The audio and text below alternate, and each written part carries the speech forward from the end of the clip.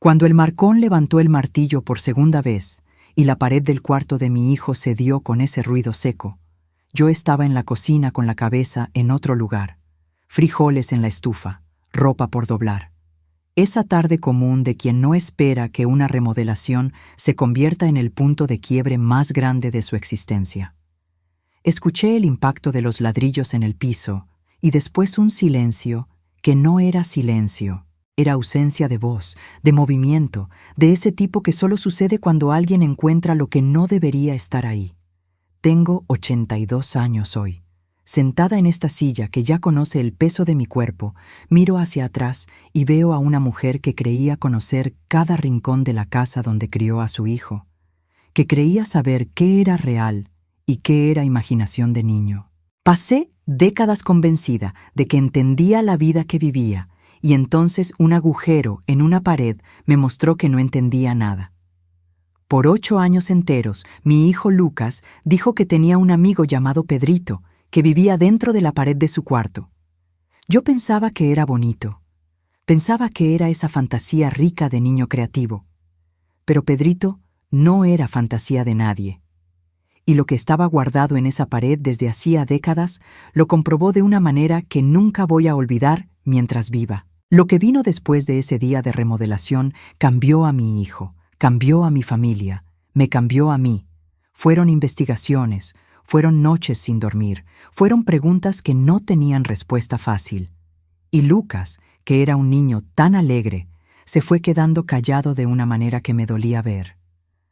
A veces me pongo a pensar en todo lo que pudo haber sido diferente si hubiera prestado más atención a las palabras que él decía desde pequeño. Si aún no conoces el canal Memorias de las Abuelas, quédate aquí conmigo, porque esta es una historia que cargué por muchos años antes de tener el valor de contarla en voz alta. Dale tu like, suscríbete al canal para no perderte ningún capítulo y cuéntame en los comentarios desde dónde me estás viendo hoy. Porque una historia así merece ser escuchada con calma, de principio a fin. Voy a comenzar por la casa porque todo comienza y termina en ella. La casa de la calle Hidalgo quedaba en un barrio de Aguascalientes que yo amaba, de esos donde conoces el nombre del vecino y el vecino conoce el tuyo. Fui a vivir ahí cuando tenía 34 años con mi esposo Edilberto y el sueño de criar familia bajo techo propio. Era una casa de 2 pisos de ladrillos aparentes de construcción antigua, con 3 recámaras, un patio que tenía un árbol de mango viejo que daba buena sombra en el calor de la tarde, y esas paredes gruesas, sólidas, de quien construyó para que durara. Cuando entré en ella por primera vez, puse la mano en la pared del pasillo y sentí todo ese grosor, esa solidez que parecía decir que la casa había sido hecha para mantenerse en pie mucho tiempo.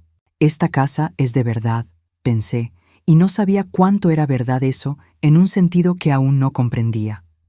La recámara que sería de mi hijo quedaba al fondo, con vista al patio. Yo la había pintado de azul antes incluso de que Lucas naciera.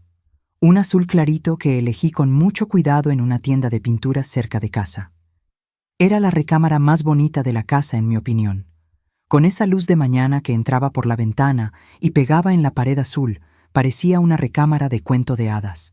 Paredes gruesas, frescas incluso en el calor de Aguascalientes, con esa solidez que me dejaba tranquila.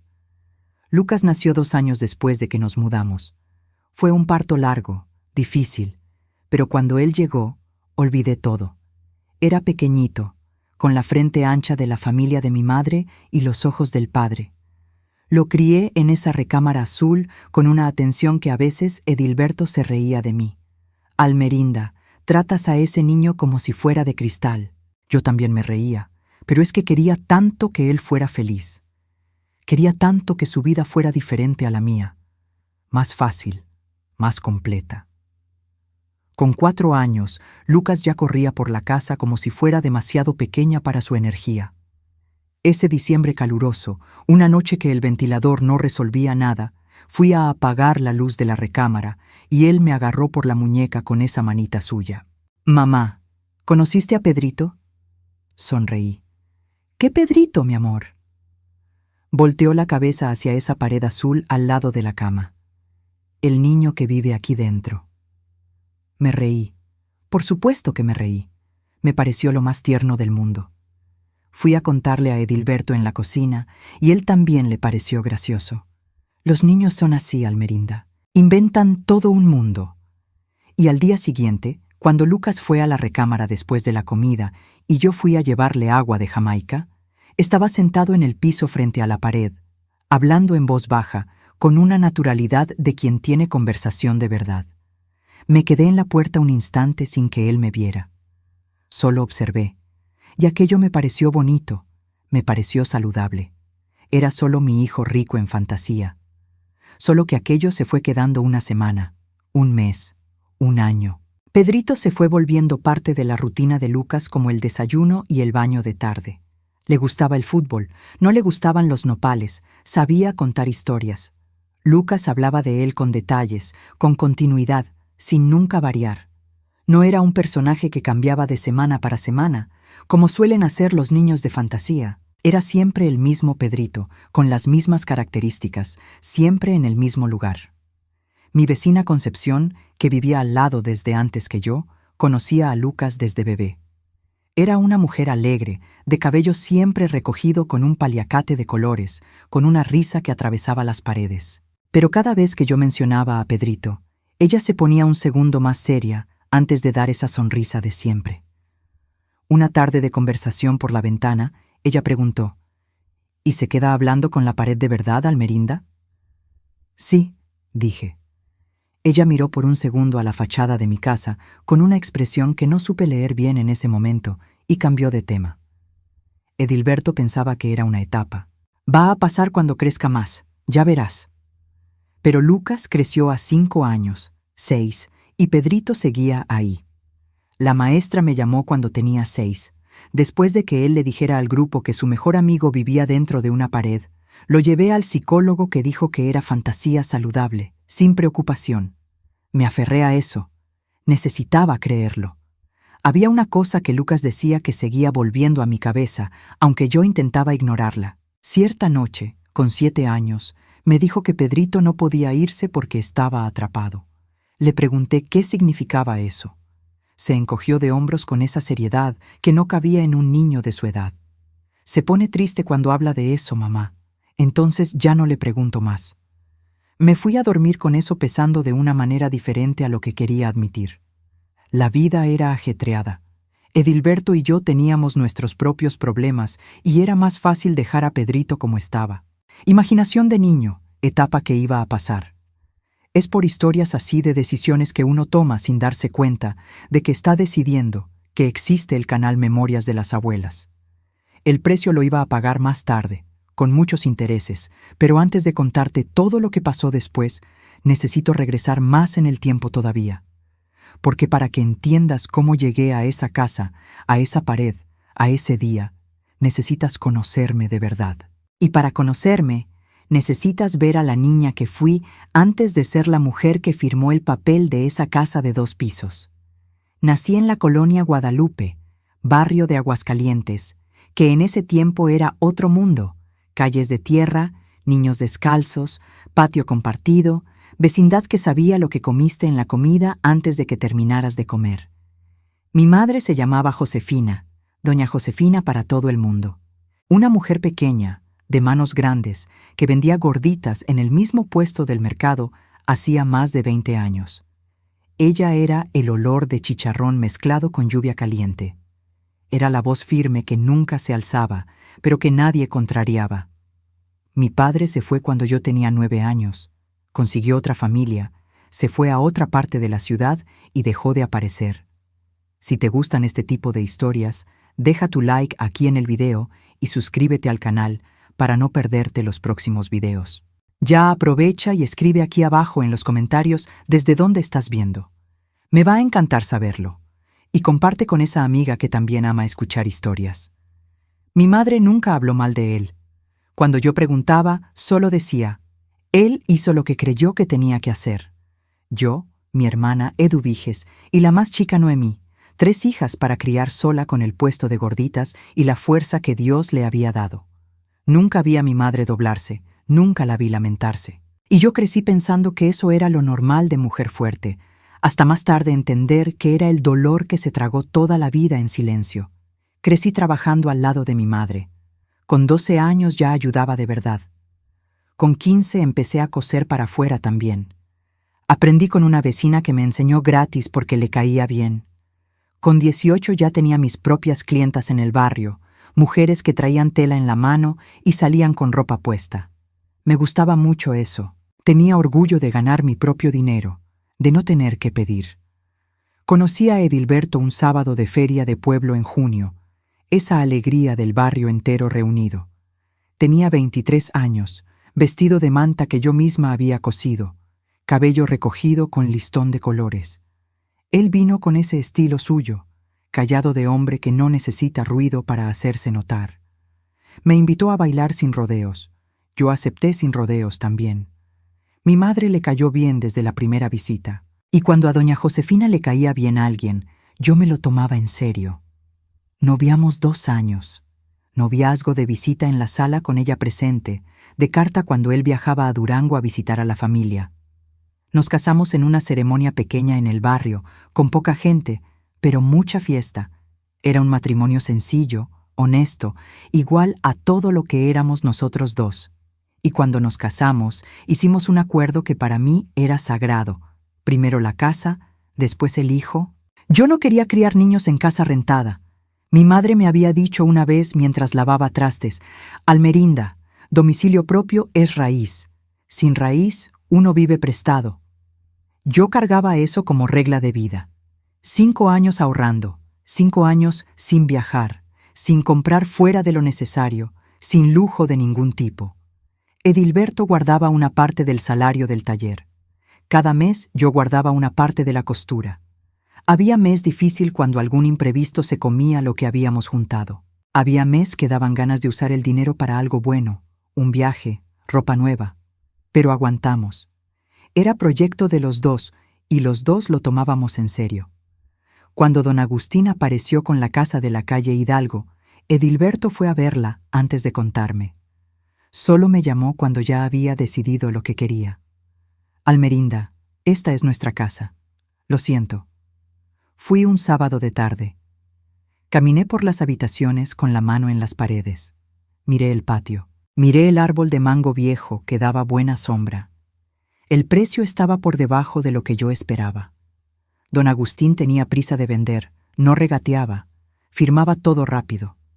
Dijo que el tío había muerto, que era cosa de testamento, que la familia quería deshacerse pronto.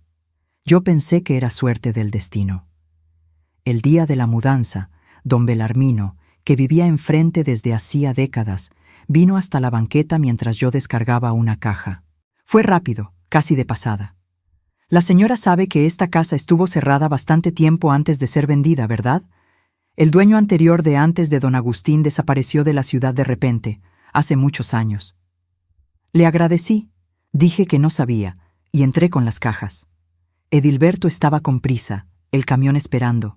Había preguntas ahí que debía haber hecho. Pero cuando uno llega a donde siempre quiso llegar, a veces prefiere no mirar debajo del tapete. La casa era nuestra. Al menos eso era lo que pensábamos ese sábado de agosto en que cerramos la puerta por primera vez y respiramos el olor de ese hogar nuevo que en realidad era casa vieja con cara de nueva. Momentos así de sueño, que finalmente se vuelve realidad después de tanta lucha, los guardamos aquí en el canal Memorias de las Abuelas porque merecen ser contados. La casa ya tenía historia y las historias antiguas no se quedan quietas. Lucas tenía 9 años cuando empecé a prestar atención de verdad a lo que decía sobre Pedrito. Antes de los 9, yo registraba las historias con el cariño de mamá que le hace gracia el hijo creativo. Con 4 años, con 5, con 6, con 7, con 8, era esa cosa de qué imaginación tan buena tiene. Pero con 9, algo cambió. No en Lucas, en mí. Fue como si un nudo que estaba flojo se apretara despacio. Lo que me atrapó fue lo específico. Niño de fantasía inventa, varía, exagera. Lucas no variaba. Pedrito era siempre el mismo. Más pequeño que él, más chico, debía tener unos 6 o 7 años. Usaba camisa de botones, de esas antiguas, que tenían cuello doblado. No sabía jugar nada de lo que Lucas tenía en casa. porque los juegos que conocía eran de otro tiempo y extrañaba a su mamá, que decía que ya no venía más. Una tarde, Lucas llegó de la escuela y fue directo a la recámara, sin ni siquiera merendar, cosa que él nunca hacía. Fui detrás después de unos 20 minutos y lo encontré sentado en la orilla de la cama, mirando a la pared con una expresión que no era de niño jugando, era de niño preocupado. «Lucas, ¿qué pasó?» Él tardó un segundo. «Pedrito está triste hoy, mamá». Me senté a su lado. «¿Por qué está triste?» Lucas frunció el ceño. «Porque se acordó del papá». Algo en mí se enfrió, pero mantuve el tono normal. «¿Qué dijo del papá?» Me miró por un instante como si fuera a decir algo importante, pero entonces desvió los ojos hacia la pared y dijo solo que hizo una cosa fea y no continuó. Fui directo a tocar la puerta de Concepción. Le conté todo, la conversación, lo que Lucas dijo sobre el papá de Pedrito, la manera de él. Concepción me escuchó sin interrumpirme, lo que no era su estilo. Cuando terminé, fue hasta la ventana y miró mi casa por un momento. «Almerinda», dijo, «¿nunca preguntaste bien sobre quién vivía en esta casa antes de ti? Don Belarmino dijo algo cuando nos mudamos, que el dueño anterior había desaparecido». «Desaparecido», repitió, como si la palabra tuviera mal sabor. «Hay gente en el barrio que cuenta una historia sobre esa casa, pero no sé si es verdad o chisme». «¿Qué historia, Concepción?» Me miró por un segundo. Entonces soltó esa risa corta suya, que yo ya había aprendido a reconocer como risa de quien está ganando tiempo. «Déjalo así, no es nada confirmado. No te vas a llenar la cabeza por imaginación de niño». Salí de ahí sin la respuesta que necesitaba, y esa noche, acostada en la oscuridad al lado de Edilberto, que ya roncaba, me quedé mirando al techo por mucho tiempo. Edilberto estaba cada vez más impaciente con el asunto. «Ese niño tiene 8 años, Almerinda. 8. No es normal que se quede hablando con la pared». Dije que ya lo habíamos llevado al psicólogo y que era fantasía saludable. Él bufó. «El psicólogo no vive aquí dentro». «Yo sí». No respondí. Había aprendido que ciertos argumentos con Edilberto no llevaban a ningún lado, pero me quedé pensando en ese comentario por el resto del día. ¿Será que él tenía razón y yo era la que no quería ver? Lo que me preocupaba de verdad era que Lucas parecía genuinamente dividido entre dos mundos. Con los amigos de la escuela era un niño normal, corría, gritaba, peleaba de juego, pero en casa, especialmente en la recámara, era otro, más callado, más serio, como si cargara una responsabilidad que no cabía en un niño de su edad.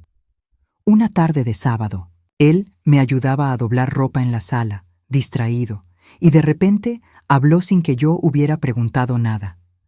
«Mamá, ¿sabías que antes de nosotros esta casa tenía otra familia?» Dejé de doblar. «¿Tú sabes eso de dónde, Lucas?» Se encogió de hombros como quien habla de algo obvio. «Pedrito cuenta. Él dice que su mamá se fue, pero él no pudo irse con ella». Fui hasta la cocina a buscar un vaso de agua de horchata que no necesitaba. Me quedé de espaldas por un momento solo para recomponerme, porque eso era información, no era fantasía vaga, era algo específico que apuntaba hacia una historia real que yo no conocía.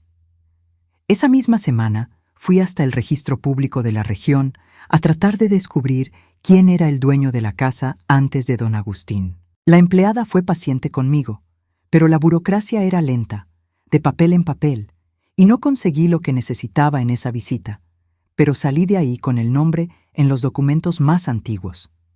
Agenor Batista de Oliveira, propietario original del inmueble. Agenor, un nombre que yo nunca había escuchado en relación a esa casa. Fui a preguntarle a don Belarmino esa tarde. Estaba en la banqueta, como siempre, en el cajón de madera de siempre. Cuando dije el nombre Agenor, el viejo se quedó inmóvil por un segundo, como si el nombre tuviera peso. Entonces dijo despacio, escogiendo muy bien cada palabra: «Ese hombre se fue de aquí hace mucho tiempo e hizo bien en irse». No dijo más. Entró a su casa y cerró la puerta con una firmeza que dejó claro que la conversación había terminado. Y yo me quedé parada en la banqueta con el sol de Aguascalientes, pegando en la nuca, y ese nombre nuevo pesando en la cabeza como piedra. Agenor. Son recuerdos como ese de cosas que uno ve y no puede entender en el momento, que uno carga aquí al canal Memorias de las Abuelas. Y fue ahí que todo comenzó a derrumbarse. Había una cosa que noté en ese periodo y que solo fui a entender mucho después. Todo el que vivía en el barrio hacía más tiempo que yo sabía algo sobre esa casa, y todos ellos habían decidido, por razón propia que nunca me explicaron, que no me iban a contar. Don Belarmino cerró la puerta. Concepción cambió de tema. Doña Graciela de la tiendita, cuando mencioné el nombre Agenor una tarde comprando, fingió que no escuchó y fue a atender otro cliente que no necesitaba atención ninguna. Había un silencio colectivo alrededor de la historia de esa casa que era demasiado organizado para ser coincidencia. Y cuanto más me daba cuenta, más sentía que estaba viviendo encima de algo que la gente del barrio ya había enterrado, decidido olvidar, pasado por encima, como se pasa por encima de un hoyo en la banqueta. Sabes que está ahí, lo esquivas, no comentas. Lucas tenía 11 años cuando descubrí que mi esposo tenía una deuda que yo no sabía. No era deuda pequeña, era deuda de hombre que tomó dinero prestado de alguien que cobra con intereses gruesos, que no tiene paciencia para plazos, que manda recado de una manera que no necesita amenaza explícita para ser entendido como amenaza. Me enteré por accidente cuando encontré en el bolsillo del pantalón que iba a lavar un papel arrugado con número y cantidad escrita a mano. No eran mis hermanos, ni pariente de él, era nombre que yo no conocía. Y la cantidad me hizo sentar en la cama despacio, porque las piernas perdieron ganas de sostener. Lo confronté esa noche después de que Lucas durmió. Fui directo, sin rodeos, con el papel en la mano. Edilberto se quedó en silencio por unos buenos segundos y cuando habló, tenía ese tono de quien está aliviado de haber sido descubierto más que avergonzado. Contó todo. Había apostado en juego hacía más de un año. No era vicio de esquina, era ese juego de hombre que cree que controla, que pierde y dobla para tratar de recuperar. Había perdido mucho. Pidió dinero prestado para cubrir, perdió más. El ciclo que cualquier persona de afuera vería con claridad.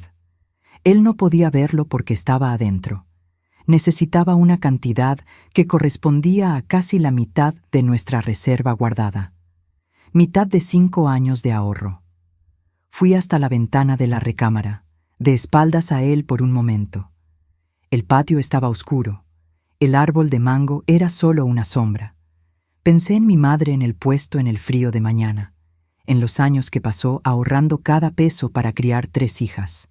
Pensé en los 5 años de costura guardada peso por peso, y entonces me volteé hacia Edilberto y dije con una calma que me sorprendió hasta a mí misma: ¿Cuál es el plazo? Él habló: lo vamos a pagar. Yo dije: pero me das tu palabra de que esto se acabó aquí. Me dio su palabra. Pagué con dinero de mi propia libreta de ahorro, porque era mi nombre el que estaba registrado. No fui una santa en eso. Tuve coraje de verdad de ese tipo que corroe. Pero tenía hijo en casa, tenía casa que mantener. Y Edilberto, con todos sus defectos, era un padre presente que amaba a Lucas sin reserva. Algunas mujeres que yo conocía tenían esposos que eran mucho peores en otros sentidos. Equilibré en la cabeza y pagué.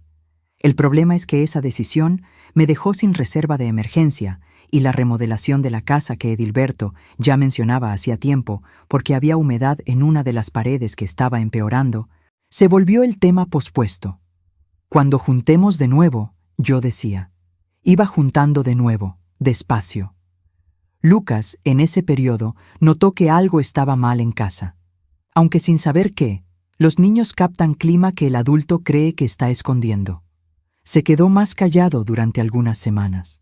Comía despacio, se quedaba mirando al plato, pero en la recámara con Pedrito era diferente. Ahí hablaba, se reía bajito, se ponía animado de una forma que no aparecía en el resto de la casa. Había una tarde que pasé por la puerta de su recámara y me detuve sin querer. Estaba de espaldas a mí, sentado en el piso con el cuaderno de dibujo en la mano, y estaba dibujando mientras hablaba. La conversación era fluida de quien cuenta la historia, y escuché un pedazo. Sí, pero estuviste mucho tiempo ahí solo. ¿No tenías miedo? Una pausa entonces. Ah, entiendo. Cuando uno no puede irse, no tiene miedo porque no tiene opción. Me alejé de la puerta con pasos cuidadosos. Fui a la cocina, agarré el cuchillo que estaba en la orilla del fregadero y empecé a cortar cebolla que ya había cortado antes. Necesitaba hacer algo con las manos. Ese sábado fui hasta la biblioteca pública, que quedaba a unos 20 minutos caminando. Fui a buscar en los periódicos antiguos que guardaban en archivo. Busqué por el nombre Agenor Batista de Oliveira. Me llevó tiempo. El acervo estaba desorganizado, de periódico empastado sin criterio. Y yo no tenía costumbre de investigar cosas así. Pero en una edición de muchos años atrás, encontré una nota pequeña de esquina de página que decía que un hombre con ese nombre había dejado el domicilio de la calle Hidalgo de forma repentina y que estaba siendo buscado por la familia de su esposa para cuestiones de custodia. ¿Custodia? Leí la palabra 3 veces. ¿Custodia de quién? La nota no decía. No había continuación. No había respuesta. Era un hilo suelto que llevaba a otro hilo suelto. Cerré el periódico empastado con esa sensación de haber llegado cerca de algo sin poder tocar. Volví a casa al final de la tarde, con el sol bajando detrás de los edificios de Aguascalientes, esa luz anaranjada que la ciudad tiene cuando el día se va. Lucas estaba en el patio, sentado debajo del árbol de mango, hablando solo. Solo que esta vez estaba mirando al piso, no a la pared. Y había una tristeza en su manera que me detuvo en el portón. Lucas. Levantó la cabeza. ¿Qué pasó, mi amor? Pedrito dijo que pronto va a haber algo que contar. Dijo que la hora va a llegar. Sonreí de la manera más natural que pude. ¿Qué hora? Se encogió de hombros. No explicó, solo dijo que tú vas a entender cuando pase. Cada detalle carga el alma del canal Memorias de las Abuelas. Y ese detalle lo guardé dentro de mí por años, sin poder ponerlo en palabras. Esa noche fue la primera de muchas en que tardé en cerrar los ojos. Lucas cumplió 12 años en una fiesta sencilla que hice en el portal con pastel de chocolate que él pidió, con Toño y Mauricio, que eran los amigos de la escuela, con Concepción, que vino con tamales de regalo porque sabía que me gustaban, y con Edilberto, que en ese periodo se había quedado más presente después de todo lo que pasó. Era una tarde buena, de esas que uno necesita a veces, no como respuesta a las preguntas que carga, pero como prueba de que la vida sigue teniendo cosas buenas en medio. Al final de la fiesta, cuando los niños se habían ido y el pastel estaba a la mitad, y Edilberto se había ido a dormir, Lucas se quedó sentado en el portal conmigo mientras yo recogía los platos. Se quedó mirando al patio con esa seriedad que nunca combinaba bien con su edad. Le pregunté qué estaba pensando. Me miró y dijo, «Mamá, ¿crees que se puede extrañar a persona que nunca conociste de verdad?» Paré con el plato en la mano. «¿Por qué preguntas eso?» «Porque Pedrito extraña a su mamá. Pero dijo que ya no recuerda muy bien su cara. Solo recuerda el perfume y el cabello». Me senté en la silla a su lado. Dejé los platos de lado. ¿Y eso te pone triste? Sí, dijo simplemente. Porque imagínate quedarte atrapado sin poder recordar la cara de tu mamá. No sé qué fue eso que subió dentro de mí en ese momento. Ya no era solo preocupación de mamá con fantasía de hijo. Era otra cosa. Era esa sensación de que algo real estaba siendo descrito, de que Lucas no estaba inventando, sino recibiendo, traduciendo de algún modo que yo no podía nombrar. Esa noche, después de que él durmió, fui hasta la puerta de su recámara y me quedé parada en el pasillo por un tiempo. La puerta estaba entreabierta, la recámara estaba oscura. Solo la luz de la calle entrando por la ventana y la pared azul al lado de la cama de Lucas quedaba ahí sólida, silenciosa, con ese grosor de ladrillo viejo que yo había admirado el día que llegué. Me quedé mirándola desde el pasillo por un instante que no sé decir cuánto duró. Entonces me fui a dormir. La remodelación que postergábamos desde hacía 2 años se había vuelto urgente porque la humedad había empeorado. Edilberto mostró una mancha oscura que estaba avanzando por la pared del pasillo y dijo que si esperábamos más, iba a haber problema serio. Pedí presupuesto a 2 albañiles que Edilberto conocía. Uno de ellos era Marcón, hombre grande, de pocas palabras, que vino a ver la casa un jueves de mañana, con ese estilo profesional de quien ya vio todo lo que una pared puede esconder. Recorrió las habitaciones, golpeando con el nudillo del dedo en las paredes y escuchando el sonido. Cuando llegó a la recámara de Lucas, que estaba en la escuela a esa hora, golpeó la pared al lado de la cama y se quedó un segundo parado. Golpeó de nuevo. Me miró. «Esta tiene grosor extraño», dijo. «Parece que alguien cerró algo aquí en medio en algún momento. Puede ser que haya tubo viejo, material de obra que taparon. Cuando abramos, vemos». Dije que estaba bien, que podía abrir. Anotó en su cuadernito con esa letra grande de quien no escribe mucho. La remodelación quedó marcada para comenzar 2 semanas después. Le dije a Lucas que su recámara iba a cambiar de cara durante un tiempo, que iba a haber ruido y polvo, que iba a dormir provisionalmente en la sala. Escuchó con una atención diferente a la que yo esperaba. No preguntó sobre el desorden, ni sobre el tiempo. Preguntó: «¿Van a tocar todas las paredes?» «Las que necesite», dije. Se quedó callado por un instante. Entonces dijo en una voz muy baja, más para él mismo que para mí. Pedrito se puso extraño cuando le dije. «¿Qué dijo?», pregunté. «Que ya es hora». No dormí bien esa noche.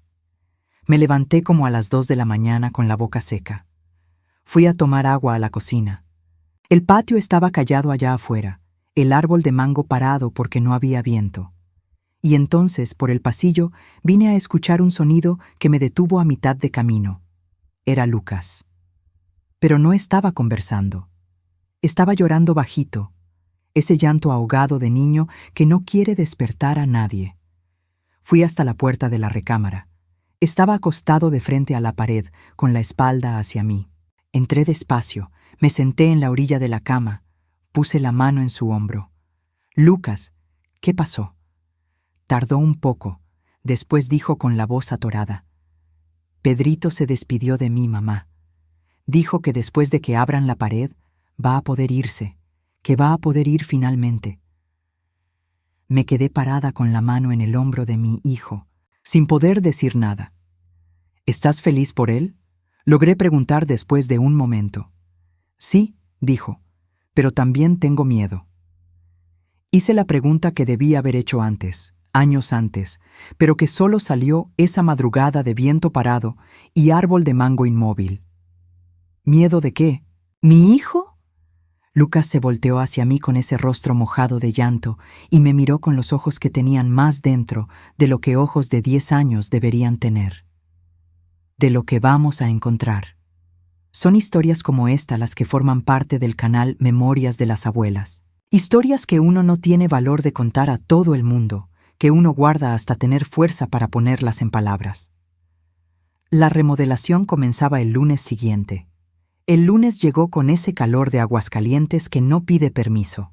Marcón apareció a las 7 de la mañana con otros 2 hombres, Jairito y un muchacho nuevo que todos llamaban Beto, flaco, de pocos años, que se quedaba callado y trabajaba con una seriedad que aprecié desde el principio. Edilberto había conseguido permiso de 2 días en el trabajo para acompañar el inicio de la obra. Lucas había ido a la escuela temprano con la mochila en la espalda y esa expresión cerrada que cargaba desde la noche del llanto. Antes de salir, fue hasta la puerta de la recámara y se quedó parado en el marco por unos buenos segundos sin entrar. No dijo nada. Entonces agarró la mochila con más fuerza y se fue. Yo me quedé en casa. No había forma de ir a ningún lugar con todo ese movimiento. Y aunque hubiera, no hubiera podido. Había una tensión en mí que no era de remodelación, no era de polvo, no era de ruido. Era esa tensión de cuando uno sabe que algo va a cambiar y todavía no sabe exactamente cómo, pero el cuerpo ya lo sabe antes que la cabeza. Marcón comenzó por el pasillo, donde la humedad era más visible. Pasaron toda la mañana en esa parte. Hice café, llevé, Hice más café. Me mantuve ocupada en la cocina y en la costura que tenía atrasada de una clienta, pero mi atención estaba en el pasillo todo el tiempo. Después de la comida que hice rápida y sencilla, Marcón vino a decirme que el problema del pasillo era tubo viejo que estaba goteando por dentro de la pared. Arreglable, nada grave. Iba a cerrar con yeso nuevo y pintar, pero dijo que quería también revisar esa pared de la recámara de Lucas, la que había encontrado extraña en el presupuesto. Dije que sí, que podía. Edilberto fue junto para ver. Yo me quedé en el marco de la puerta. Marcón golpeó el ladrillo con ese martillo de mango corto que usaba para probar. Golpeó en varios puntos, escuchando.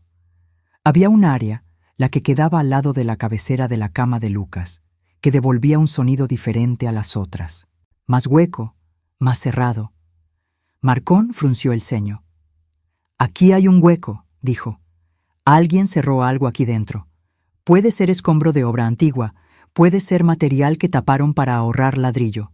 Voy a abrir para ver». Edilberto estaba a su lado, de brazos cruzados. Me miró. «¿Puede abrir?», dije. El primer golpe del martillo en la pared hizo un ruido seco que sentí en el pecho. Fueron abriendo despacio porque Marcón era cuidadoso. No le gustaba demoler más de lo necesario. Quitó ladrillos, uno por uno. Fue agrandando el agujero. Jairito ayudaba a retirar el material. Beto se quedaba al lado, anotando lo que Marcón mandaba. Yo me quedé en el marco, de brazos cruzados, y el olor de ladrillo viejo y polvo antiguo fue tomando la recámara. Con unos 20 minutos de trabajo, había un agujero del tamaño de ventana en esa pared. Marcón agarró la linterna que cargaba en el cinturón e iluminó el interior. Se quedó inmóvil. No fue un grito, no fue ruido. Fue justamente la ausencia de cualquier cosa lo que me hizo avanzar. El silencio de Marcón era de otro tipo. Era el silencio de quien vio algo que no esperaba y que el cuerpo no sabe cómo procesar. «Don Edilberto», dijo con la voz más baja de lo que era normal en él. «Venga a ver aquí». Edilberto fue, se quedó al lado de Marcón y miró al agujero con la linterna. Vi su espalda cambiar. Vi el hombro derecho bajar, ese movimiento involuntario de cuando el cuerpo recibe un golpe. Se volteó hacia mí despacio, con un rostro que nunca más olvidé en toda la vida. «Almerinda», dijo. «¿Qué pasó?» «No vengas a ver». Fui. Beto trató de sujetarme del brazo con ese instinto de quien quiere proteger. Quité el brazo con gentileza y fui hasta el agujero y miré con la linterna que Marcón me pasó sin hablar nada. Lo que estaba dentro de esa pared había quedado en ese espacio por tiempo demasiado largo. Era pequeño. Era una figura encurvada en el espacio estrecho, de tamaño de niño. La ropa todavía existía, descompuesta, pero reconocible. Un pantalón oscuro, lo que había sido una camisa de botones con cuello. Los huesos estaban completos dentro de la ropa, momificados por el ambiente cerrado, secos como cosa de museo. Era un esqueleto de niño. No había duda del tamaño, no había duda de lo que era. Retrocedí un paso, otro. Fui hasta la pared del fondo de la recámara y me quedé recargada en ella con las manos atrás, los dedos apretando el yeso, necesitando sentir algo sólido. Edilberto vino hasta mí, pero yo no podía mirarlo. Miraba al agujero, al espacio que mi hijo Lucas había dormido al lado por 8 años, que yo había pintado de azul clarito antes de que él naciera, que yo había pensado que era la recámara más bonita de la casa. Marcón estaba al teléfono. Escuché la palabra policía, pero de lejos, como si fuera en otra habitación. Y mientras la recámara se llenaba de voces, y después de pasos, y después de gente que yo no conocía, entrando con uniforme y cinta amarilla, yo me quedé en esa pared del fondo pensando en una sola cosa. Lucas tenía 10 años. Había dormido al lado de eso por 8 años. Había conversado con eso por 8 años, y Pedrito había dicho que ya era hora. Aquí en el canal Memorias de las Abuelas, contamos las historias que la vida no da aviso antes de que pasen. Lucas llegaría de la escuela de ahí a menos de 2 horas. Yo no quería que Lucas llegara a casa antes de que sacáramos eso de ahí. Fue Edilberto quien fue a buscarlo a la escuela antes del horario con una historia de que yo no estaba bien. Lo llevó a casa de mi hermana Eduviges, que vivía a unos 3 barrios de ahí, sin explicar bien el porqué. Lucas fue sin cuestionar, que era el tipo de niño que era. Percibía cuando el adulto necesitaba espacio y no empujaba. En la calle Hidalgo, la tarde se había vuelto otra cosa completamente. Había patrulla parada enfrente. Había vecino en la banqueta con esa mirada de quien quiere saber, pero finge que está pasando. Don Belarmino se quedó inmóvil en la puerta de su casa cuando vio el movimiento y yo del otro lado de la calle. Lo vi poner la mano en la reja como quien necesita sostenerse. Él sabía. Vi que sabía en ese gesto. Los policías hicieron su trabajo con una seriedad cansada de quien ya vio mucho.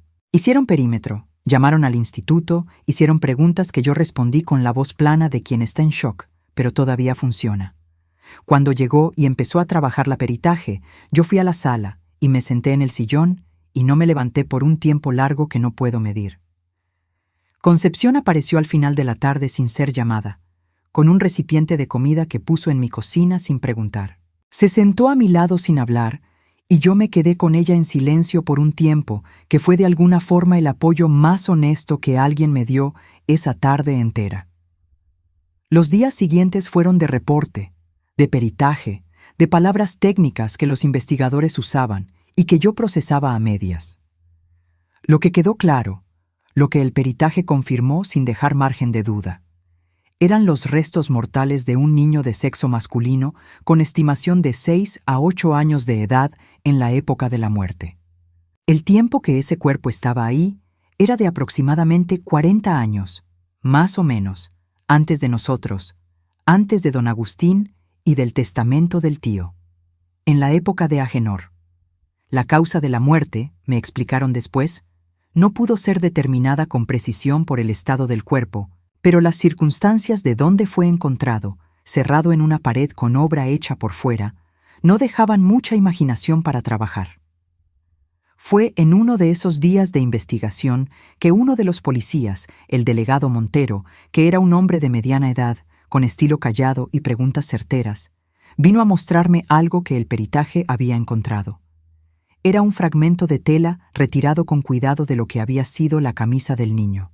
Lo puso en un empaque transparente delante de mí en la mesa de la sala. Le pedí que me explicara qué me estaba mostrando. Señaló con la pluma. En el cuello de la camisa, ese tipo antiguo de camisa con cuello que se abotonaba hasta el cuello, había una etiqueta cosida a mano. Esas etiquetas de bordado que las mamás hacían antiguamente para identificar ropa de hijo, para que no se perdiera en la lavandería, en las visitas, en la escuela, bordada en hilo azul, con punto certero de quien sabía coser. La etiqueta decía Pedro. No necesité escuchar más nada. Me levanté, fui hasta la ventana, me quedé de espaldas al delegado Montero por un tiempo que él tuvo la decencia de respetar. Allá afuera, el patio estaba igual que siempre. El árbol de mango echaba sombra en el mismo lugar de siempre. La casa parecía la misma casa. Pedro, Pedrito. 8 años de conversaciones. 8 años de a Pedrito no le gustan los nopales. 8 años de Pedrito está triste hoy. 8 años de no puede irse porque está atrapado. 8 años de mi hijo conversando a través de una pared de ladrillo con el espíritu de un niño muerto que tenía el nombre bordado en la ropa, por el cual mi hijo lo llamaba todos los días. ¿Cuánto tiempo estuvo esa criatura ahí?, pregunté. 40 años, dijeron. 40 años solo en la oscuridad, en ese espacio de menos de 1 metro, mientras el barrio continuaba y la gente pasaba y la vida de afuera seguía sin saber. Y entonces llegó mi hijo con 4 añitos y empezó a conversar con él. Y Pedro, que debía tener 6 o 7 años cuando murió, encontró a mi hijo, o mi hijo lo encontró a él. Le pregunté al delegado Montero quién era el niño.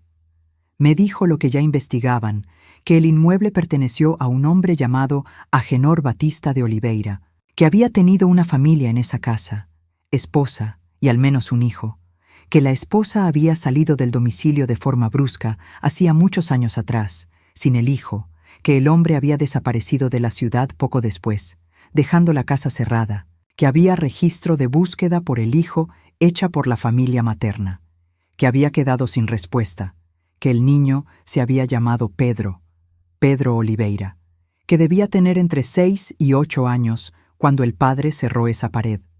Ese padre había matado al propio hijo y lo metió dentro de la pared y después se fue como si nada hubiera pasado. Me senté de nuevo en la silla de la sala.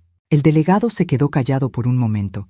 Entonces dijo con esa voz cansada de hombre que hace ese trabajo hace demasiados años: «La señora va a necesitar ser escuchada formalmente. Su esposo también. Los albañiles. Vamos a necesitar todo lo que la señora sabe sobre la compra de la casa y sobre quién vendió». Escuché. Respondí que cooperaría con todo. Pero lo que estaba pensando era en Lucas, en mi niño de 10 años, que había conversado con un muerto por 8 años sin saber, que había hecho compañía a un niño asesinado, que estaba solo desde hacía décadas, en un espacio que no medía ni 1 metro, que había escuchado las historias de Pedrito, que había sentido su nostalgia por la mamá, que había cargado eso con una seriedad que nunca fue fantasía. Mi hijo había sido amigo de un fantasma de verdad, y ahora yo iba a tener que explicarle eso. Son momentos así que no tienen manual y no tienen respuesta correcta, que encuentran un lugar en el canal Memorias de las Abuelas. Esa noche fui a buscar a Lucas a casa de Eduviges. Vino callado, mirándome con ese ojo atento que tenía. En el camino de regreso a mitad de la calle, preguntó: «Encontraron a Pedrito, ¿verdad, mamá?». No necesité responder. Lo vio en mi cara. Agarró mi mano y no la soltó hasta llegar a casa. Me senté con Lucas esa noche en la mesa de la cocina. Edilberto quiso quedarse junto y lo dejé porque era padre, porque tenía derecho y porque iba a necesitar a alguien al lado cuando las palabras fueran demasiado difíciles. Eduviges había ofrecido quedarse también, pero la mandé a casa. Eso era de nuestra familia chiquita. Yo, Edilberto y Lucas. Puse leche caliente enfrente del niño. Se quedó mirando al vaso por un segundo. Tenía 10 años, pero en esa mesa, esa noche parecía tener más. Tenía esa seriedad que siempre cargó, que a veces me preocupaba y a veces me llenaba de orgullo. Conté, no todo de una vez, no con todos los detalles que el adulto cargaba, pero conté lo que era necesario que supiera: que la policía había encontrado dentro de la pared de su recámara los restos de un niño que vivió en esa casa antes que nosotros, que el niño se llamaba Pedro, que alguien muy malo había hecho una cosa muy mala con él y lo escondió ahí hacía muchos años. Lucas escuchó sin interrumpirme, las manos alrededor del vaso, los ojos en mi rostro. Cuando terminé, se quedó en silencio por un tiempo que me costó no llenar con más palabras. Entonces dijo: «Yo sabía que era eso». «¿Cómo sabías, Lucas?». Se quedó más un momento callado. Pedrito nunca me contó lo que le pasó, pero había cosas que decía que uno se da cuenta, ¿sabes? Que se ponía triste cuando hablaba del papá, que no podía irse, que estaba esperando. Los ojos de Lucas se fueron llenando despacio, ese llenado lento de quien está tratando de aguantar. Le pregunté una vez si tenía miedo. Dijo que al principio sí, que después solo quedó la nostalgia. Tuve que morderme el labio por dentro. «Y ahora, Lucas, ¿cómo estás?». Pensó de verdad antes de responder, que era su estilo. Triste, pero también aliviado por él, porque puede irse ahora, ¿verdad? La pared se abrió. Puede irse. Edilberto tosió del otro lado de la mesa. Esa tos de hombre que está aguantando cosa que no quiere soltar enfrente del hijo. Puse la mano encima de la mano de Lucas. Puede ahora, puede. Esa fue la última vez que Lucas habló de Pedrito con esa ligereza. De ahí en adelante, cuando el tema venía a la superficie, era diferente. Era más pesado, más cuidadoso, como quien toca cosa que dejó marca. La investigación avanzó en los meses siguientes con esa lentitud burocrática de cosa de Estado.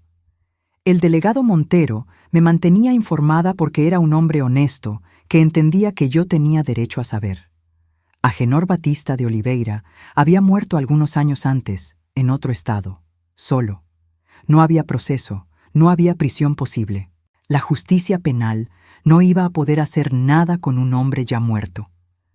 Cuando Montero me dijo eso, me quedé callada por un momento y él completó. Pero la historia va a quedar registrada. Pedro va a tener nombre, va a tener acta de defunción, como debió haber tenido. La familia materna va a ser contactada. La familia materna. Había familia materna de Pedro, que pasó décadas sin saber lo que había pasado con él.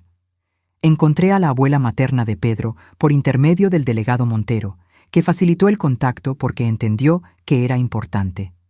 Su nombre era doña Elvira, una mujer de más de 70 años de Durango, que había pasado décadas pensando que el nieto se había ido con el hijo junto y que la hija, mamá de Pedro, había partido sin dar noticia por vergüenza o por rencor. La hija había muerto años antes sin saber lo que pasó con el hijo. Doña Elvira estaba cargando eso sola. Cuando nos encontramos un sábado de mañana en mi sala con café que ninguna de las dos tomó, ella lloró de una manera que me rompió por dentro. No era llanto de quien acaba de perder, era llanto de quien perdió hace 40 años y finalmente tuvo nombre para llamar. Sostuve su mano por un largo tiempo.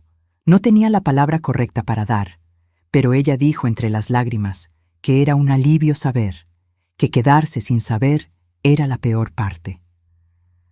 Lucas fue presentado a doña Elvira esa misma tarde. Se quedó callado delante de ella con esa seriedad de siempre. Ella lo miró con ojos todavía llenos y dijo: «Me dijeron que eras amigo de mi Pedro». Y Lucas, que tenía 10 años y no debía saber qué responder, dijo apenas: «Sí, era muy bueno». Doña Elvira cerró los ojos por un segundo, después los abrió y sonrió. Una sonrisa pequeña, pero real. «Qué bueno que te tuvo a ti», dijo. Pedro tuvo un entierro de verdad más de 40 años después de haber muerto. Había pocas personas en el cementerio. Doña Elvira, 2 familiares de ella que vinieron de Durango, el delegado Montero, yo, Edilberto y Lucas, con esa expresión cerrada de quien está haciendo algo importante. El padre rezó. Tuvo nombre en una lápida. Tuvo flores. Volviendo del cementerio, Lucas fue el único que no habló en el camino. Cuando llegamos a casa, fue directo a la recámara, que estaba con la pared ya cerrada, con yeso nuevo, todavía sin pintar, blanca y cruda. Se quedó parado en la puerta, mirando a la pared por un momento. Entonces entró, se sentó en la cama y se quedó callado. Me quedé en la puerta. «¿Quieres que me quede aquí?» Movió la cabeza que no. Cerré la puerta con cuidado. Y ahí comenzó lo que yo creo que fue la parte más difícil de todo. No lo que encontramos en la pared, no el entierro, no la investigación, no las conversaciones con la policía. Lo más difícil fue ver a mi hijo ir quedándose callado de una manera que no era de Lucas, que no era la seriedad de siempre, era otra cosa, era ausencia. Historias como esta de peso que uno carga en el pecho por años sin saber cómo compartir es lo que construye el canal Memorias de las Abuelas. Pedrito se había ido, pero Lucas se quedó con algo que Pedrito dejó y yo por mucho tiempo no supe cómo sacarlo.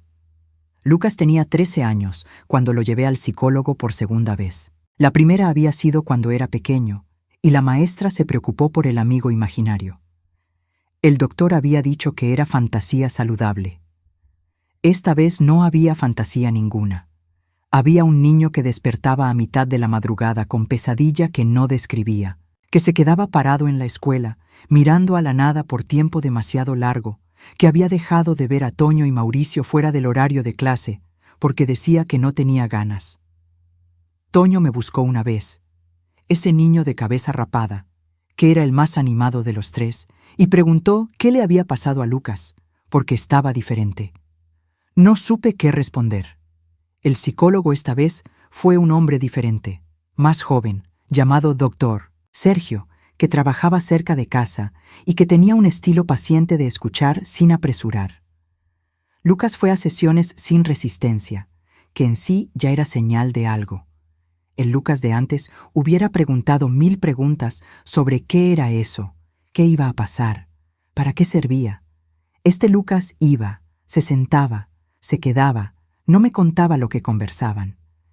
Y el doctor Sergio me explicó que no necesitaba contar, que el espacio era de él. Lo que el doctor Sergio me dijo en particular después de algunas semanas.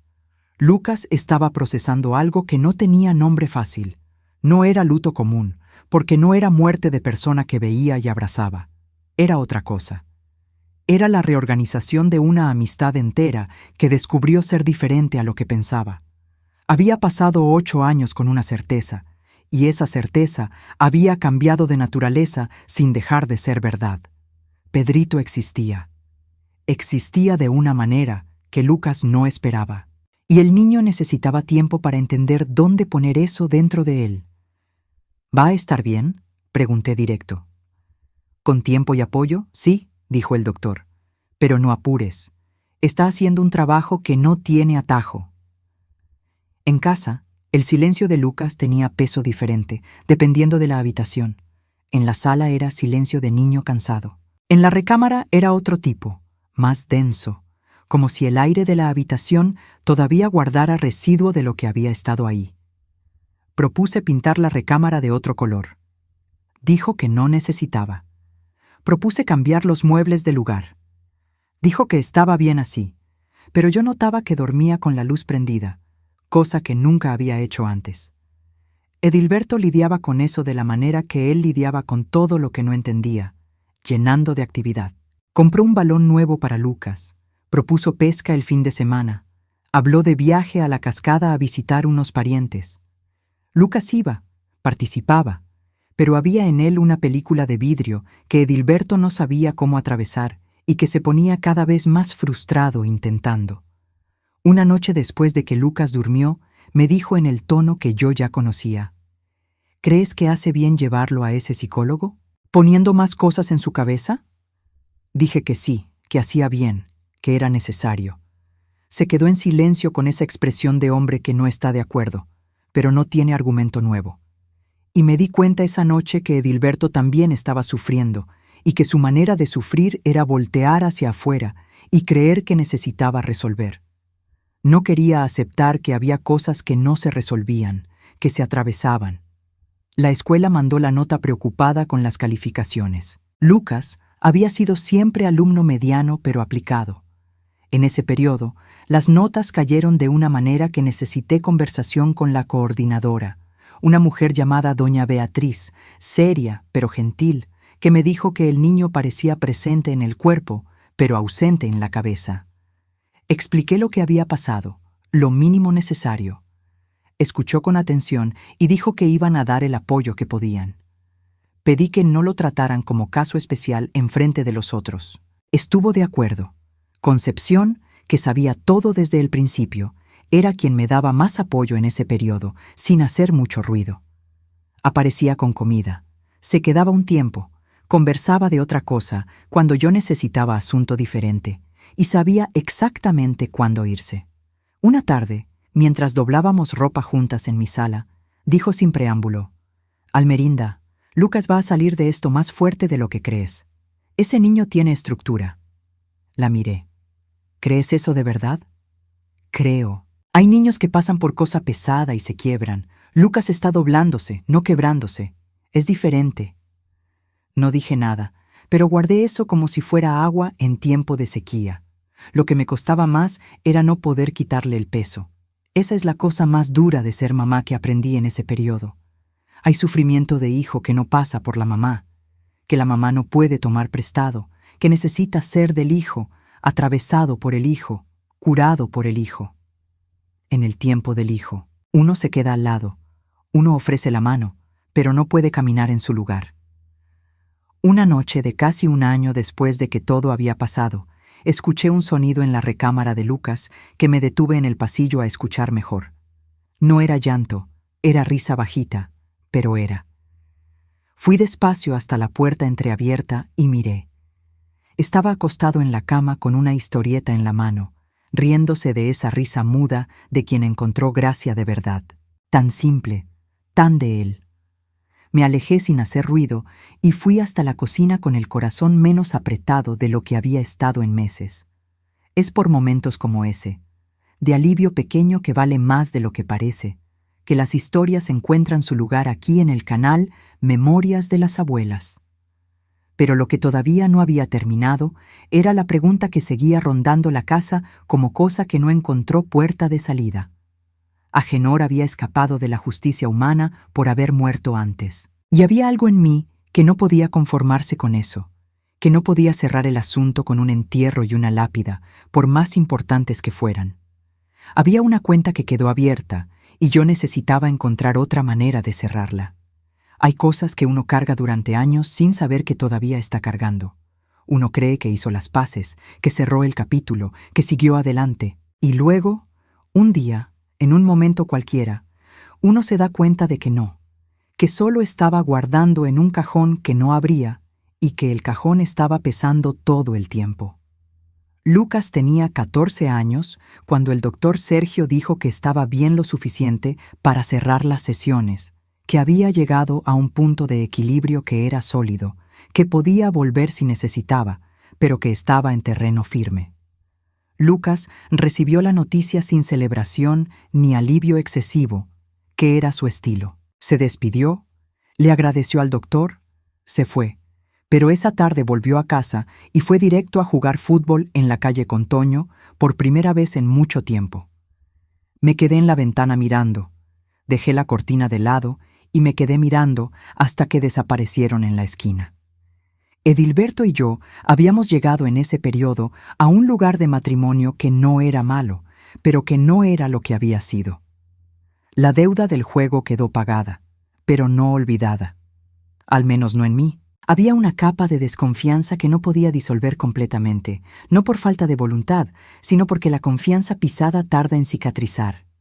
Éramos pareja, éramos familia, cuidábamos a Lucas juntos con amor real, pero había una intimidad que se había cerrado un poco, como ventana que ya no abre con facilidad desde que la forzaron una vez. Fue un viernes de tarde que la hermana de la mamá de Pedro me encontró. Yo no la esperaba. Me mandó recado por intermedio de doña Elvira, que todavía mantenía contacto conmigo, pidiendo encontrarse. Su nombre era Marcia, una mujer de 60 y tantos años, cabello canoso, cortado corto, estilo directo de quien no tiene tiempo ni paciencia para rodeos. Vino de Durango en camión solo para esa conversación. Se sentó en mi sala y abrió una carpeta de documentos antes de decir buenos días. Me contó lo que había investigado ella misma a lo largo de décadas sobre Agenor. Había comenzado antes incluso de que yo existiera en esa casa, cuando la hermana desapareció de la ciudad con el hijo pequeño y después reapareció sola, destrozada, sin poder explicar bien lo que había pasado. La hermana de Marcia, Nayeli, mamá de Pedro, había sufrido presión de Agenor para no hablar. Tenía miedo, tenía trauma. Murió años después, cargando eso como culpa que no era suya. Marcia pasó décadas juntando lo que podía. Tenía nombre de personas que conocían a Agenor en la época. Tenía un documento que la hermana había escrito y guardado, que solo fue encontrado después de su muerte, que describía lo que Agenor había hecho. Matado a Pedro en una pelea, en descontrol, y después obligado a Nayeli a salir de casa mientras él tapaba lo que había hecho. La amenazó de una manera que ella creyó. Ella se fue y se quedó el resto de la vida con eso. El documento de Nayeli estaba en la carpeta que Marcia abría delante de mí. Me quedé mirando a la carpeta por un tiempo. ¿Para qué me muestra esto?, pregunté. Marcia me miró con esos ojos directos.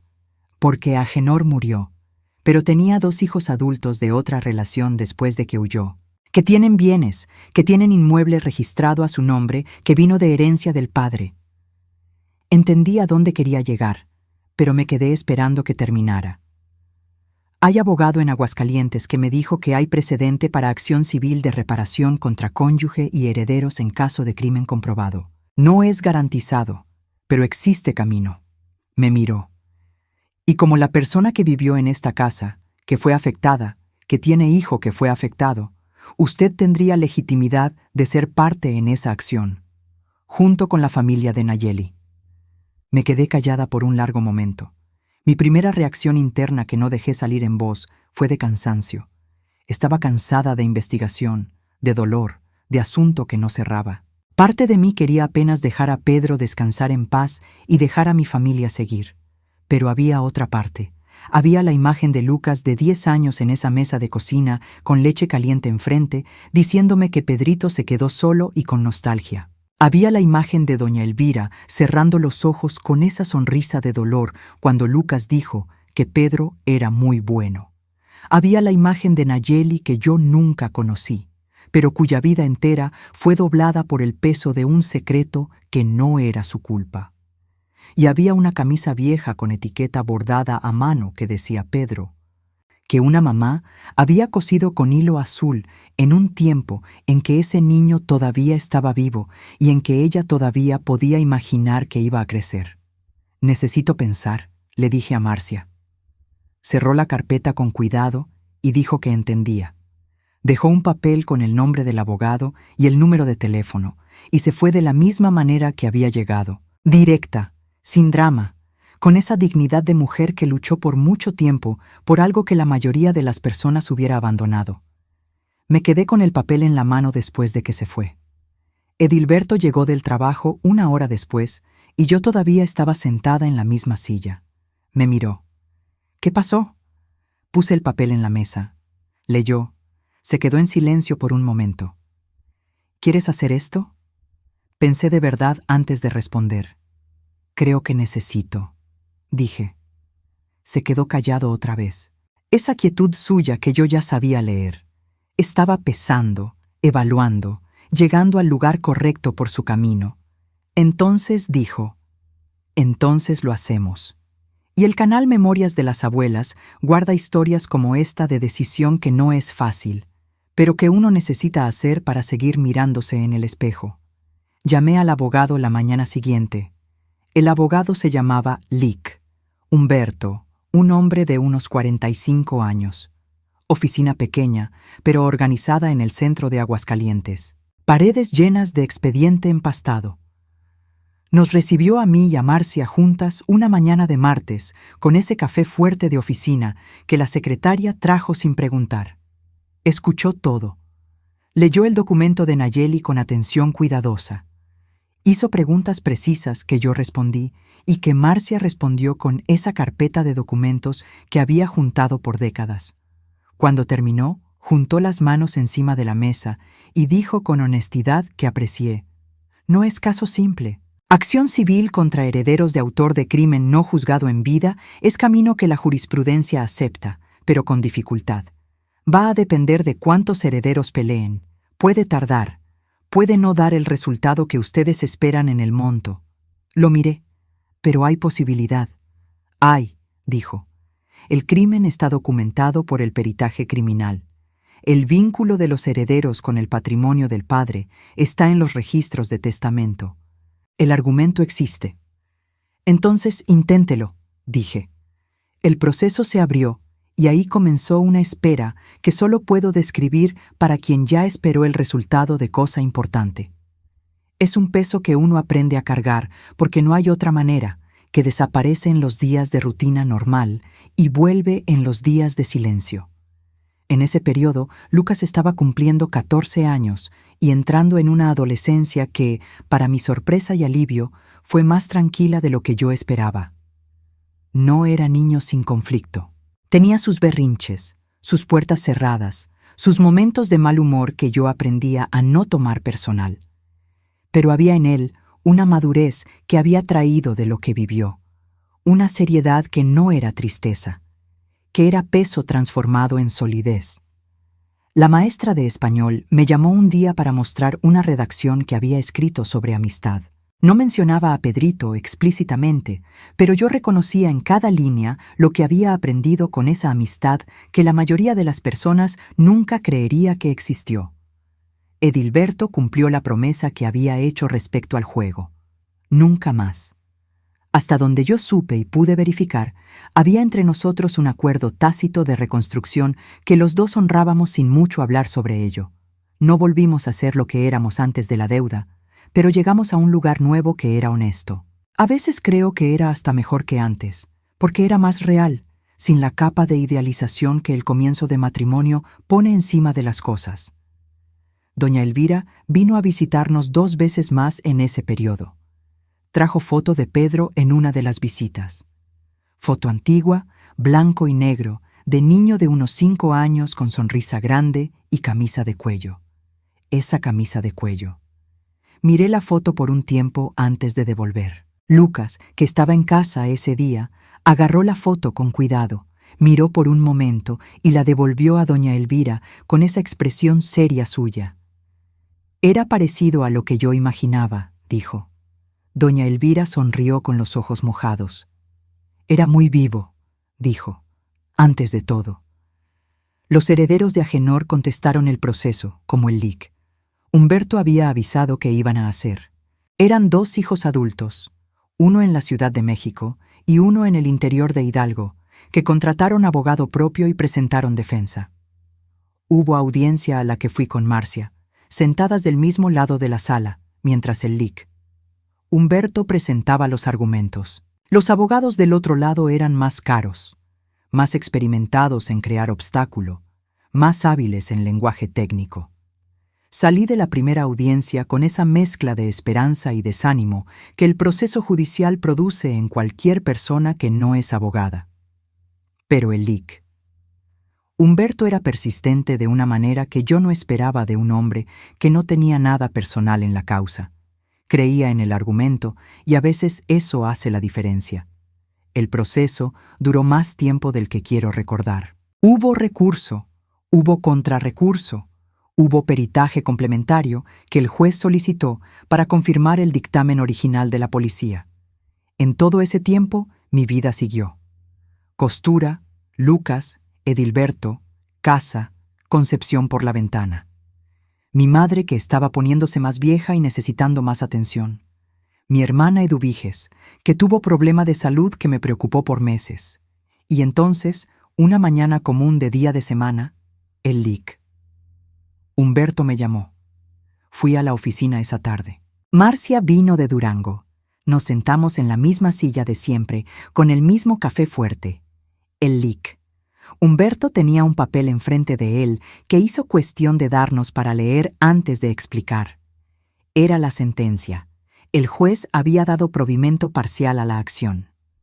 Los herederos de Agenor fueron condenados a pagar indemnización por daño moral y material. No era el monto máximo que habíamos pedido. El juez lo había reducido, pero era real.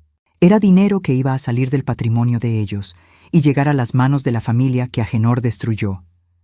Era el Estado diciendo por escrito, con sello y firma de juez: lo que pasó fue crimen y el crimen tiene consecuencia, aunque llegue tarde.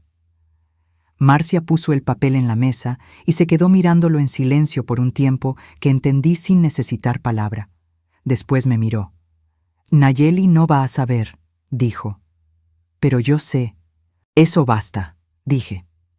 El dinero que me tocó en esa indemnización no era fortuna, pero era suficiente para liquidar una deuda de remodelación de la casa que todavía estaba a mi nombre, y sobrar una reserva que puse en una libreta de ahorro con una firmeza que me recordó a mi madre, guardando centavo por centavo en el puesto de gorditas.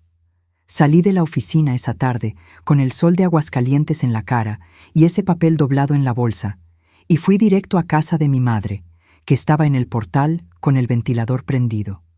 Me senté a su lado sin decir nada por un tiempo. Me miró con ese ojo de mamá que lee a la hija sin necesitar palabra. Entonces dijo apenas: ¿Se acabó? Se acabó, dije.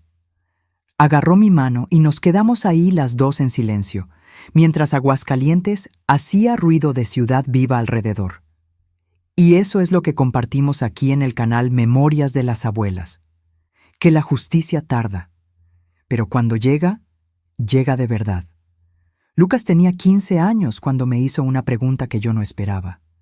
Estábamos en la cocina una tarde de sábado. Él, ayudándome a pelar papas de la manera que siempre hizo desde pequeño, del mismo lado del fregadero, con el codo casi en mi codo. Había crecido ese año de una manera que me agarró de sorpresa, como si me hubiera dormido y despertado con un muchacho donde había un niño.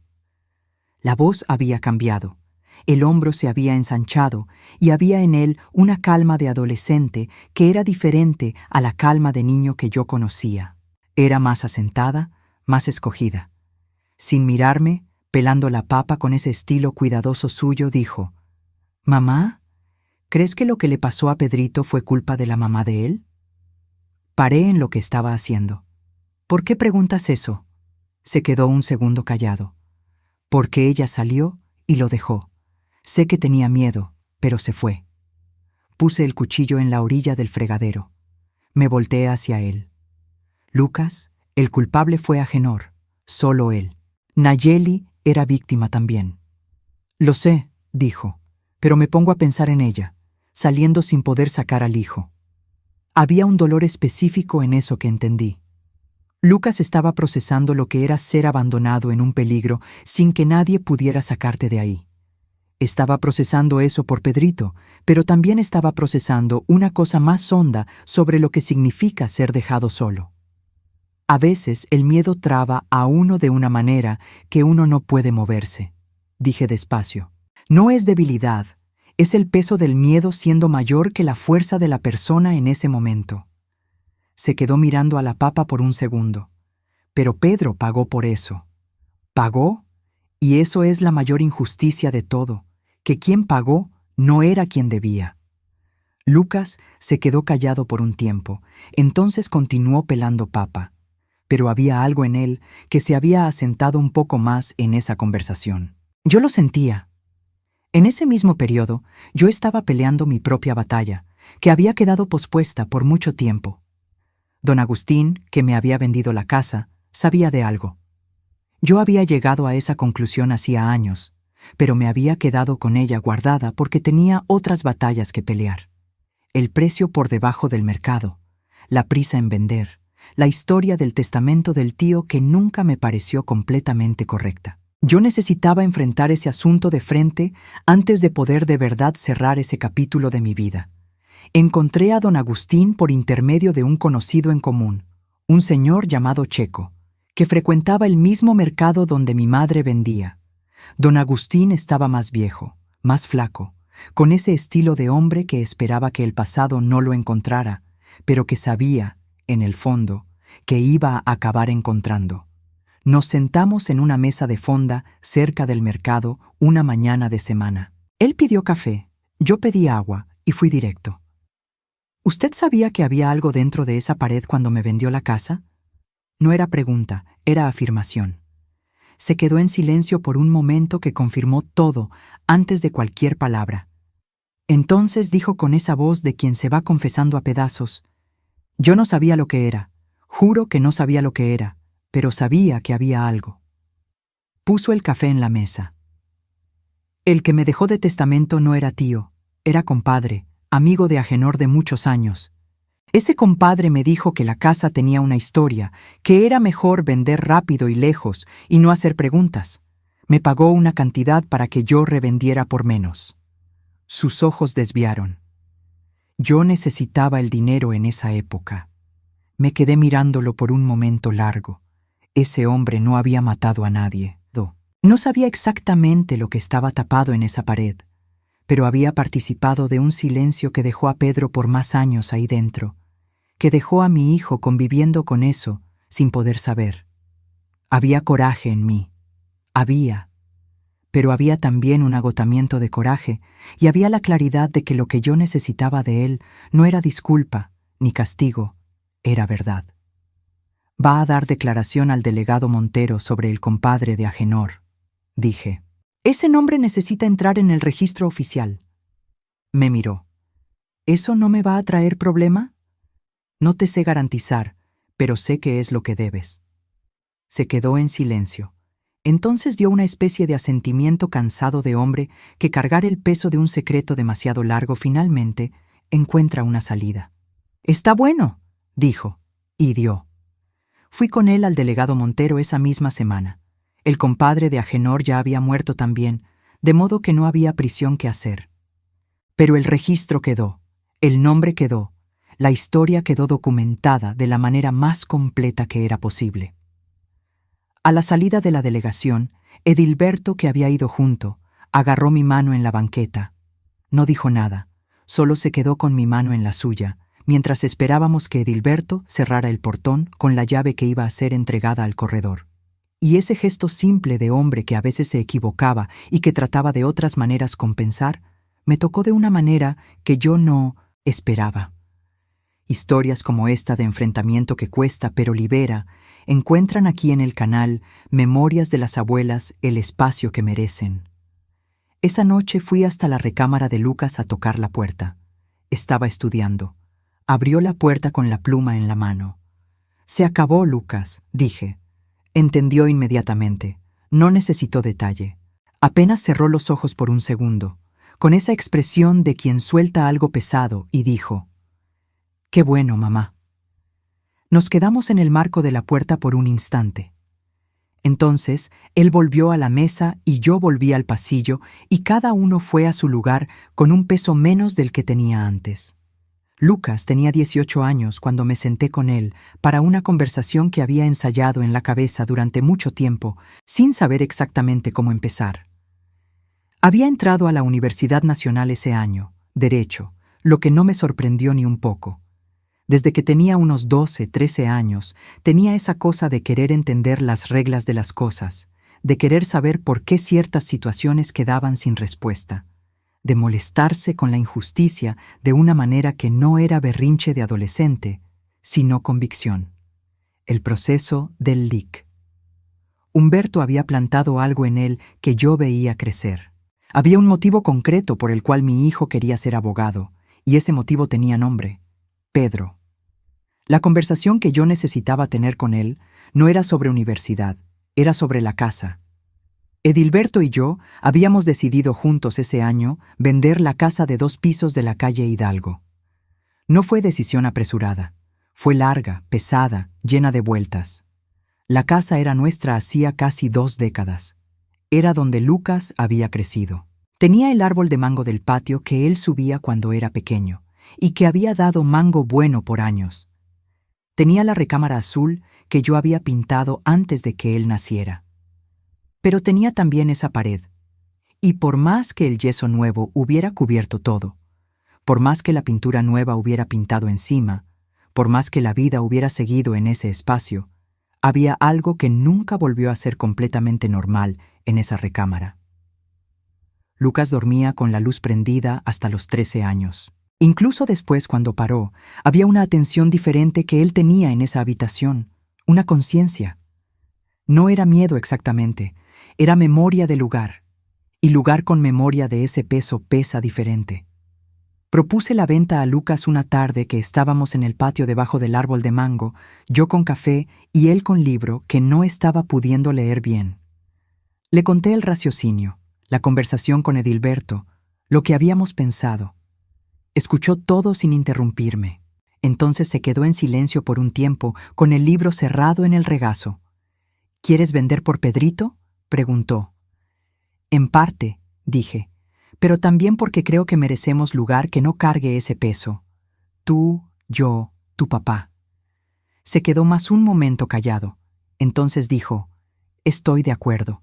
Creo que ya es hora». Había algo de alivio en su voz, que me dijo que él también había esperado por esa decisión hace tiempo. La venta fue justa por el precio correcto para una familia joven de León que vino a Aguascalientes por trabajo y que no sabía nada de la historia de la casa. Fui honesta con el corredor. Dije que había un historial de ocurrencia policial en el inmueble que estaba registrado y que el comprador tenía derecho a saber. El corredor se puso incómodo. Yo fui firme.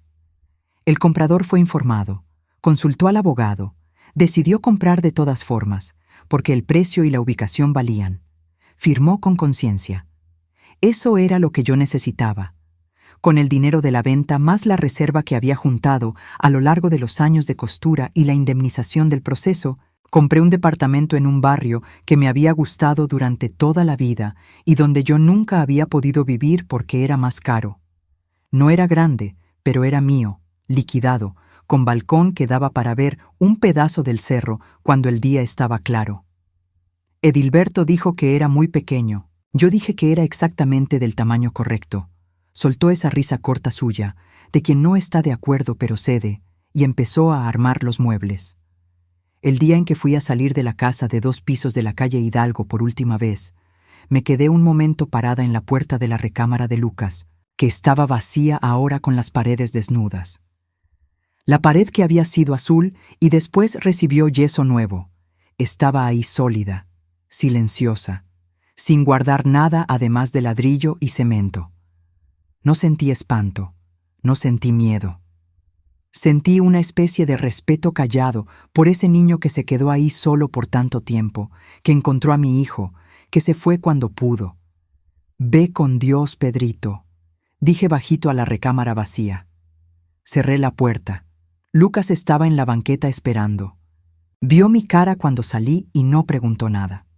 Puso el brazo en mis hombros mientras esperábamos que Edilberto cerrara el portón con la llave que iba a ser entregada al corredor. Y los tres, mi familia chiquita, que había atravesado esa historia juntos, nos quedamos por un segundo en la banqueta, mirando a la fachada de la casa antes de voltear e irnos. Me fui de ahí con la bolsa en el hombro y el corazón más ligero de lo que había estado en mucho tiempo. Unos meses después, una tarde que Lucas estaba estudiando en la sala del departamento nuevo, me miró por encima del libro y dijo de la nada: «¿Sabías que hay un área del derecho que lidia con reparación de daño a familia de víctima de crimen? Es lo que quiero trabajar». Me quedé callada por un segundo. Entonces dije: «Sé qué es». Sonrió, una sonrisa pequeña, pero completa, y volvió al libro. Y aquí en el canal Memorias de las Abuelas guardamos eso, que las historias que nos lastiman a veces también nos apuntan el camino que nunca hubiéramos encontrado sin ellas. El departamento tenía olor de nuevo, de comienzo. Abrí el balcón esa noche y me quedé mirando al pedazo de cerro que aparecía entre los edificios, oscuro y callado, y pensé que tal vez así es como la vida funciona. No sin dolor, pero con dolor que se vuelve algo. 82 años. Me pongo a pensar a veces en el número, no con tristeza, sino con esa especie de asombro respetuoso de quien mira hacia atrás y ve cuánto camino recorrió. Yo era la niña de la colonia Guadalupe que ayudaba a la madre en el puesto de gorditas antes de que el día aclarara. Después fui la costurera que guardaba peso por peso, soñando con el domicilio propio. Después fui la mujer de la casa de la calle Hidalgo que creía que sabía cada rincón del lugar donde vivía. Y fui tantas otras cosas en medio. Y después de todo eso, estoy en un departamento en Aguascalientes que es mío, liquidado, con balcón que da para ver el cerro en los días claros. Pagué por él con dinero que junté con mis manos, con años de costura, con reserva que reconstruí después de crisis, con lo que la justicia devolvió. Es un departamento sencillo, pero es raíz. Es lo que mi madre me enseñó que cambia la calidad de todo. Domicilio propio, sin préstamo, sin favor. Mío. Perdí a Edilberto hace algunos años. Fue enfermedad rápida, más misericordia que crueldad, que es como pude aceptarlo. No fue el matrimonio perfecto que el joven imagina cuando se casa. Fue el matrimonio real, con falla, con deuda pagada y no olvidada, con reconstrucción, con compañía que duró incluso después de que la intimidad cambió de forma. Lo guardo con honestidad, sin borrar las partes difíciles, porque la persona completa merece ser recordada completa. Concepción. Todavía está en Aguascalientes, más vieja, más despacio, pero con la misma risa que atraviesa la pared. Hablamos por teléfono cuando ella no puede venir a visitarme y yo no puedo ir allá. Hay amistad que atraviesa décadas sin necesitar explicación, que uno llama después de un mes y retoma de donde paró como si el tiempo no hubiera pasado. Ella fue eso para mí durante toda esta historia y sigue siendo. Mi madre, doña Josefina, murió con 91 años en su cama con las 3 hijas al lado. Murió como vivió, con dignidad silenciosa. Sostuve su mano al final y pensé que quería ser un tercio de la mujer que ella fue, que ya sería mucho. Lucas es abogado. Trabaja exactamente en lo que dijo esa tarde de libro abierto en la sala del departamento nuevo. Reparación de daño, familias de víctimas, esa área del derecho que hace el puente entre la ley fría y el dolor real de gente real. Formó familia, tiene hijo, tiene la vida que la vida permite cuando uno atraviesa las cosas difíciles sin dejar que lo definan completamente. No habla de Pedrito con frecuencia, pero cuando habla con esa seriedad de siempre, sin drama, sin sensacionalismo, con el respeto callado de quien fue amigo de verdad, de alguien que la mayoría de las personas no creería que existió. Hay una cosa que me dijo una vez, ya adulto, que cargo desde entonces. Dijo que la experiencia con Pedrito fue lo que le enseñó a tomar en serio el dolor de quien no tiene voz, porque él fue por 8 años la única persona que le daba voz a un niño que nadie más escuchaba.